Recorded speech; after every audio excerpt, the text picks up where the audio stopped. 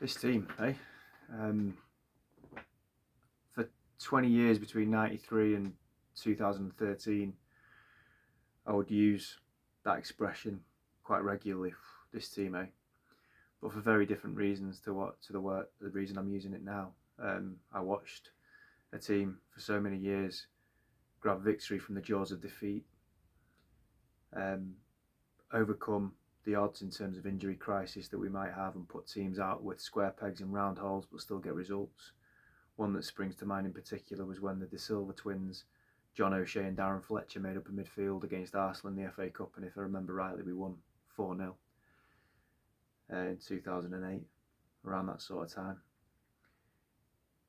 A team based on standards of excellence, principles where everybody ran, worked, did the basics properly first, and everything else came second, really. Everything else followed. What we're seeing now is the complete opposite of that. We're seeing a team with no standards. We're seeing teams that will grab defeat from the jaws of victory, and a team that doesn't run as hard as their opposition and doesn't do any of the basics particularly well. How many times, genuine question, how many times this season have we been in front with barely any time left and not only drew the game but lost the game? When a pattern repeats itself like that, something's deeply wrong.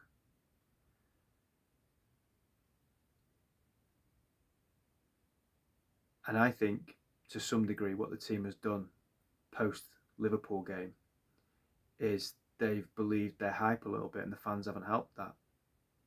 The fans have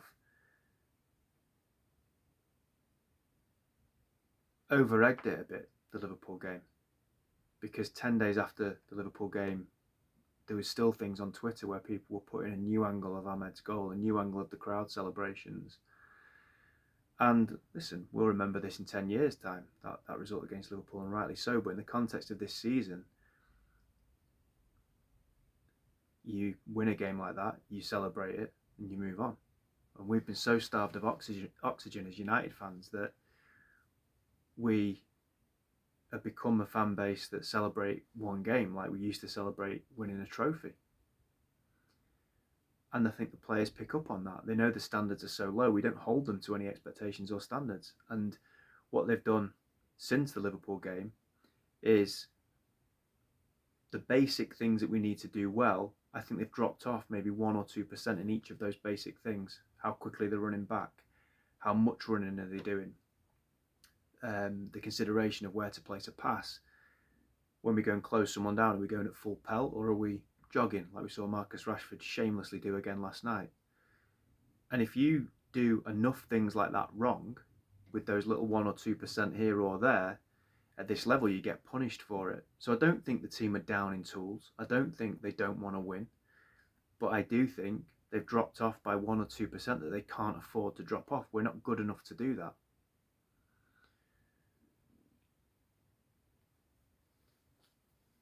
I have to be mindful that I don't want to flip-flop with Ten Hag and completely change my opinion based on one result. But this feels like he's on the precipice to me. A couple of weeks ago after the Liverpool game, I said, and I kind of stand by it, that unless something bonkers happened, he has to stay really next season. There are a number of mitigating circumstances as to why Ten Hag has struggled so much this season with this team, and I've been through them before. There isn't a clear candidate out there to replace him, and I've been through that before. However, as much as those two things mitigate what's going on with United at the moment, there's only so much that I think Ineos will put up with. And there comes a point where you go, this isn't going to work out. And I worry for him that that's probably now. I said, and I stand by it, and I've said this consistently, Ten Hag needs to get 65 points or more to survive. That might not be good enough to get 5th or 4th. It might not even be good enough to get 6th, although I think it probably will be. But for some reason, that figures in my head that's not a disgraceful amount of points. It's not great by any stretch of the imagination. But from where we were at the halfway point, I think that'd be a fair whack in the second half of the season. We have 48 points at the moment, which means he's 17 shy of 65 points. We have 8 games left, which means he's got 24 points to play for. We could get a maximum of 72. We might be able to get a maximum of 72, but you, I, anybody else who's watching knows that it's not going to happen. When I said a couple of weeks ago, he's got to stay unless something bonkers happens, I'm sorry, I do count Brentford and Chelsea as bonkers things that have happened, because it's bonkers, it's crazy. It's mad that they have conspired to take 1 point from those 2 games when you look at the position we were in deep into injury time in both games.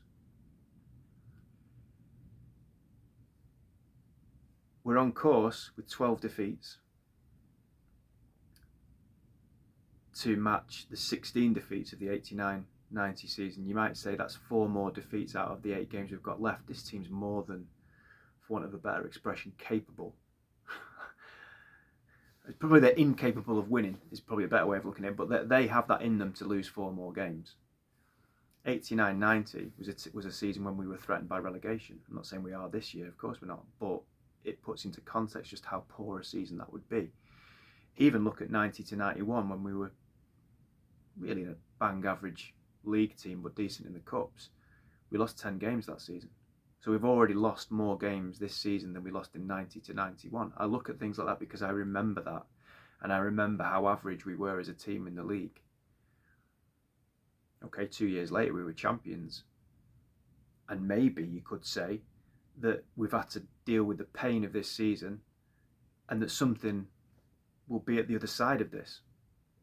But it's so hard to think like that when you are consistently seeing what we're seeing this year. What really counts against Ten Hag is that he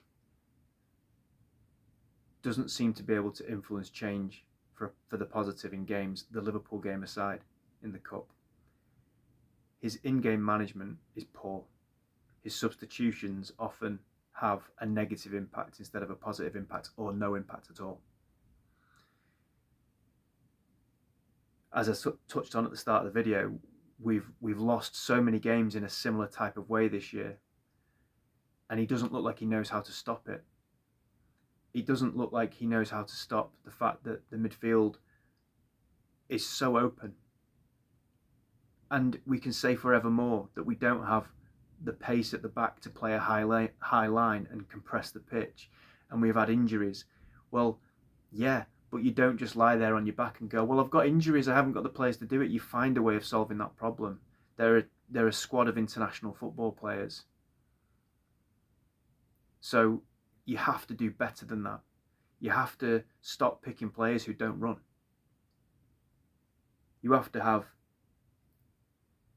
enough about you to see that Scott McTominay isn't going to come on and see out a game for you. I said a few weeks ago, maybe even more recently than that, Casemiro can't last beyond 70 minutes of a Premier League game of football. We saw it again last night. So he has to hook him. We haven't got anybody to bring on. That's not Ten Hag's fault as such. But I go back to what I said near the start of the video. When we were a proper club, when we were a proper team, I saw sometimes centre-backs go and play in the holding midfield position, or a full-back go and do it, and just do a job for a few minutes. There's no innovative thinking. It's just excuses. And those excuses are wearing thin.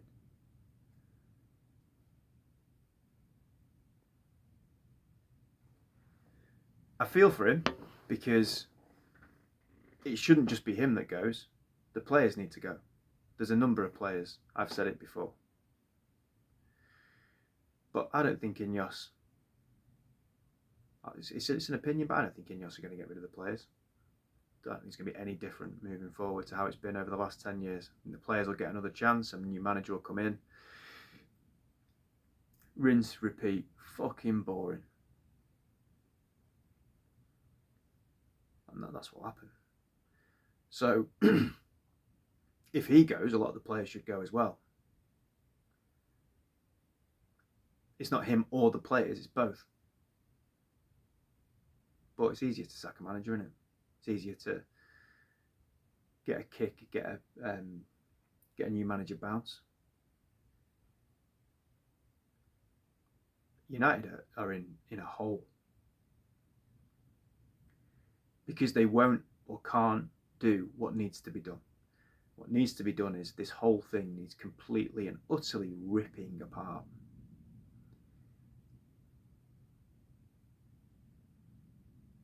And we haven't got the people to do it. Ashworth isn't in the job. Barada officially hasn't started. There's still players there for me that are untouchable, that are undroppable. They're a protected species. You see Rashford last night, okay, he was sub, but he comes on, he jogs about. There's a clip doing the rounds of him jogging towards someone instead of sprinting towards someone. Go and play for someone else. For the love of God, stop cheating the club you profess to love. But then why would you if you're picking up that amount of money a week? Who's the mug here? It's not him. Ten Hag keeps picking him. I wouldn't have him in the squad. We're supposed to apparently stand for standards of excellence. We're looking at elite performance. I keep hearing that word, elite. You've got to hold people to those standards then.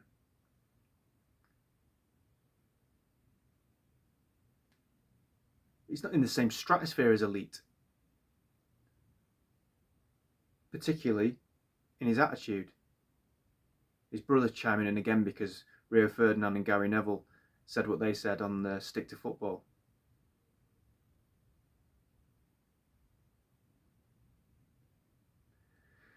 I have to be careful what I say because it starts to become bordering on slanderous, I suppose.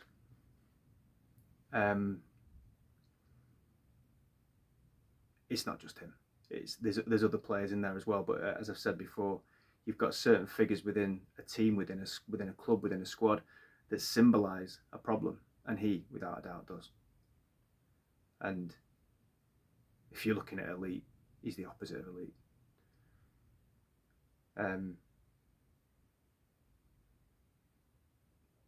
I reiterate stuff I've already said. The stadium needs sorting out. There's so many players there that need to go. We haven't got the expertise in the room to do what needs to be done in terms of clear outs and things like that. So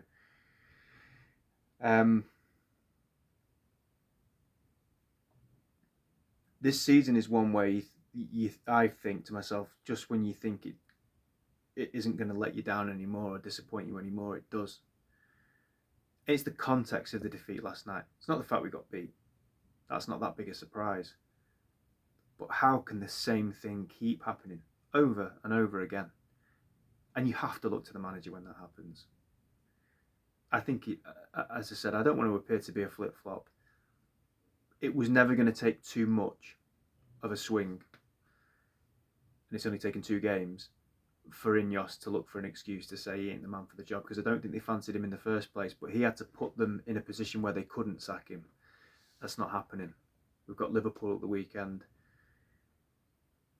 I think defeat number 13 is on the way. And then you're in that position that I mentioned in the video the other day, where you're just looking to do no harm. You're just looking to avoid catastrophe and disaster. Last year when Ten Hag was doing really well, I remember saying to my mate, and I'm not saying this to be smart after the event, I remember saying to him, let's just see how he does next season, because we've been here before. We've been here with Mourinho, we've been here to some degree with Ollie, although I never really bought the Ollie thing, but we've got carried away because we've seen progress, and then it stalls. It's not just stalling this season, the wheels have well and truly fallen off. And the teams become a bit of a parody of themselves. You know what's going to happen. Again, I don't say this to be smart after the event. Watching the game, goes to 3-2. I said out loud to myself, I was watching it on my own, but I said out loud to myself, we'll lose this 4-3 with 2 late goals. Now, I'm not a manager, so I'm not paid to make decisions to stop that from happening. But we've got a manager who's paid to stop that from happening, and a coaching staff with well-respected coaches in there. And nothing changes. It's the same things keep happening.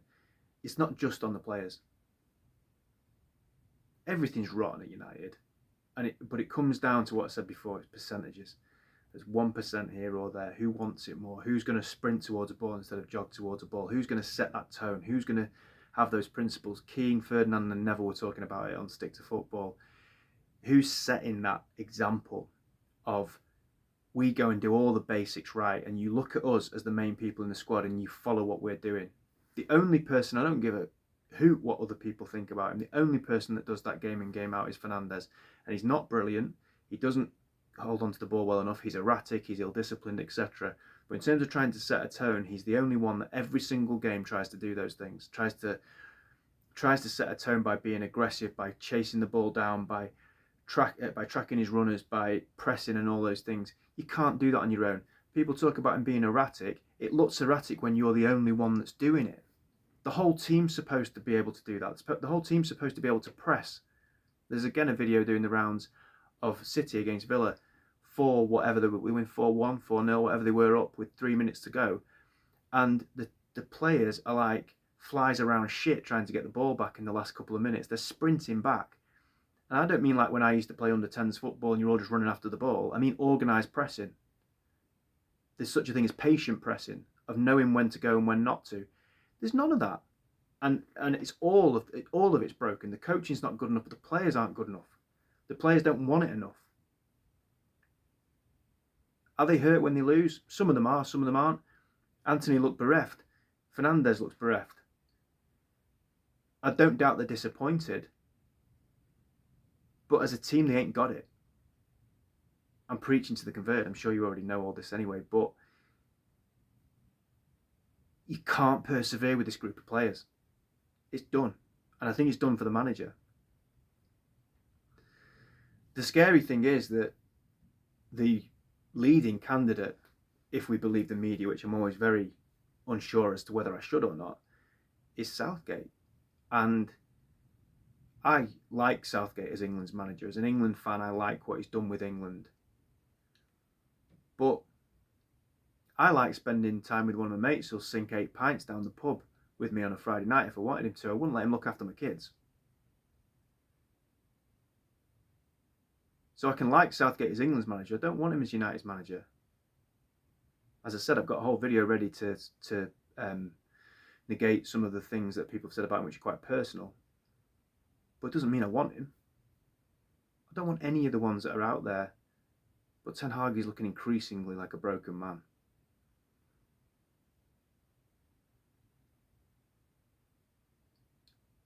I really do think United are up shit creek without a paddle. Whew. Bad times. We'll see what happens at the weekend. Glazers out.